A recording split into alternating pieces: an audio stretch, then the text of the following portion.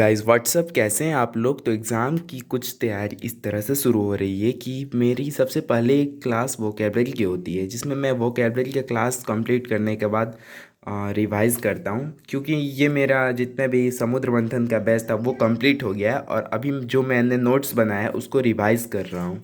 ये मेरे वोकेबलरी के नोट्स हैं जो कुछ इस तरह से हैं, जिसे मैं डेली रिवाइज़ करता हूँ क्योंकि ये मेरे कंप्लीट हो गए हैं।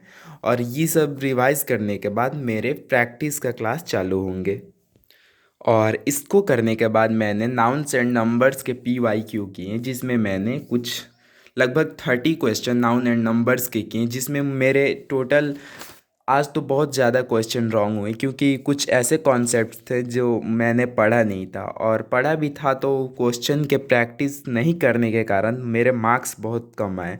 तो ये मेरे कुछ इस तरह से मार्क्स थे, जिसमें 24 टोटल 40 क्वेश्चन में मेरे 24 मार्क्स आए, जिससे मैं उतना हैप्पी तो नहीं हूँ लेकिन सेटिस्फाई हूँ, क्योंकि मेरे हार्ड वर्किंग धीरे धीरे अपने मार्क्स को इंक्रीज़ कर रहा है। इससे पहले मेरे बहुत ही ज़्यादा कम मार्क्स आते थे, लेकिन अब धीरे धीरे इंक्रीज़ हो रहा है। इससे पहले वाले क्लास में मेरे टोटल बहुत अच्छे मार्क्स आए थे, जिसमें टोटल 40 क्वेश्चन में 34 मार्क्स आए थे, जिसमें टोटल 34 क्वेश्चन राइट थे और 6 क्वेश्चन रॉन्ग थे। इसमें मेरे काफ़ी अच्छे मार्क्स आए थे, लेकिन अगले वाले क्लास में मेरे बहुत ज़्यादा रॉन्ग क्वेश्चन हुए थे। उससे कोई बात नहीं है, लेकिन अगली बार और ज़्यादा मेहनत करनी है और जो क्वेश्चन गलत हुए हैं उसको दोबारा से रिवाइज करनी है। तो ये मेरे अभी इंग्लिश का क्लास हुआ जो कुछ इस तरह से था। ये सब करने के बाद मेरे बायोलॉजी की क्लास चालू हो गई है।